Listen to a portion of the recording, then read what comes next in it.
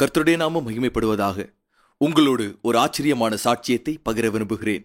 இது pastor M. Arjun Stephen வாழ்க்கை பயணம்.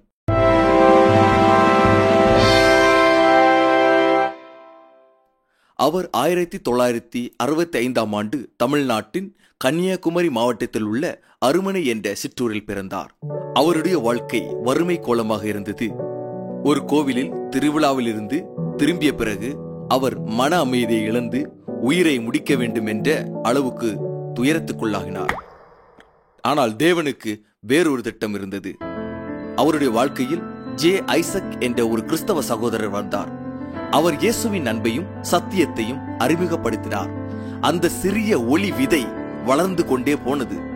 21 வயதில் அர்ஜுனன் இயேசுவை ஏற்றுக்கொண்டார். பின்னர் பரிசுத்த ஆவியால் நிரப்பப்பட்டார். புதிய பெயராக அர்ஜுன் ஸ்டீபன் என்று அழைக்கப்பட்டார். இருந்தாலும் முழுநேர கிறிஸ்தவ சேவைக்குள் வர அவர் தயங்கினார். 1990 ஆண்டு உபவாசமும் ஜெபமும் மூலம் அவர் தன்னைத்தானே முழுமையாக அர்ப்பணித்தார். அதே ஆண்டில் கடவுள் அவருக்காக அமுதா என்ற ஒரு துணை வாழ்க்கையையும் துணையாக தேர்ந்தெடுத்தார். இயேசுவுக்காக முழுமையாக அர்ப்பணித்திருந்தவர் அவர்கள் 1990 ஆண்டு ஜூன் 4 அன்று திருமணம் ஆனார்கள். ஈசிஐ அரும்பாக்கம் பாஸ்டர் தாமஸ் அவர்களின் ஊக்கத்துடனும் அவர் இந்துஸ்தான் பைபிள் கல்லூரியிலும் சேவை சம்பந்தப்பட்ட படிப்பை 2 வருடங்கள் பயின்று முடித்தார். பின் அவர் மற்றும் அவரது மனைவி பெருங்களத்தூர் பகுதியில் தேவனுடைய சேவையை தொடங்கினர். ஆரம்பத்தில் ஒரு வாடகை வீட்டில் சிறுவர்களுக்கான ஞாயிறு பள்ளிக்காகவே துவங்கியது. ஆனால் தேவனுடைய கிருபையினால் சேவை விரிவடைந்தது. 1994 ஆண்டு பெத்தில் திருச்சபை ஒரு வாடகை கட்டிடத்தில் தொடங்கப்பட்டது. 2000 ஆண்டு தேவன் அவர்களுக்கு 9 சென்ட் நிலத்தை ஆசீர்வதித்தார். 2001 ஆண்டில் ஒரு சிறிய ஜெபக்கூடம் தொடங்கப்பட்டது. 2003 கூரை மாற்ற முயற்சித்த பொழுது எதிர்ப்பு வந்தது. சிலர் பொய் வழக்குகள் போட்டனர். அதனால் அவர் சிறையில் அடைக்கப்பட்டார். ஆனாலும் இயேசு 3ஆம் நாளில் உயிர்த்தெழுந்தது போல் 3ஆம் நாளில் சிறையிலிருந்து விடுதலையாகினார். அனைத்து வழக்குகளும் தவிர்க்கப்பட்டன. ஒரு நிரந்தர திருச்சபை கட்டடம் கட்டப்பட்டது.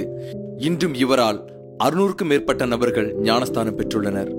ஒவ்வொரு ஞாயிற்றுக்கிழமைகளிலும் 3 ஜெபக்கூட்டங்கள் நடைபெறுகின்றன. கடந்த சில ஆண்டுகளில் 3 கிளை திருச்சபைகளும் தொடங்கப்பட்டன. தனிப்பட்ட வாழ்க்கையில் அவருக்கு 4 குழந்தைகள் பிறந்தனர். அனைவரும் தேவனை சேவிக்க வளர்க்கப்பட்டார்கள். அனைவரும் திருமணமானார்கள். இன்று அவர்கள் 7 பேர குழந்தைகளுக்கு தாத்தாவாகவும் வாழ்ந்து கொண்டிருக்கிறார். மேலும் இன்றும் பலருக்கும் ஆசீர்வாதமாக வாழ்ந்து கொண்டிருக்கிறார். இன்னும் பலருக்கு ஆசீர்வாதம் தரும் காலம் வந்து கொண்டிருக்கிறது. இந்த நன்மைகளுடன் பெத்தேல் இன்று ஒரு பெரிய குடும்பமாக மாறியுள்ளது. அனைவரும் தேவனுக்காக ஒன்றாய் வாழ ஒரே நோக்கத்துடன் சேவிக்க இந்த கூடம் ஒரு கிருபையின் சாட்சி. இளைஞர்கள் முதல் மூப்பர்கள் வரை ஜெபமும் பழக்கமும் ஆலோசனையும் வளர்த்து தந்து தேவனுடைய ராஜ்யத்திற்காக ஒவ்வொருவரும் பாடுபடுகின்றனர். இது வெறும் ஒரு திருச்சபை அல்ல. இது ஒரு நம்பிக்கையின் இயக்கம். இது ஒரு மனிதனின் கதை அல்ல. இது தேவன் இன்னும் வாழ்க்கைகளை மாற்றுகிறார் என்பதற்கான சாட்சி. தேவனுடைய நாமம் மகிமைப்படுவதாக.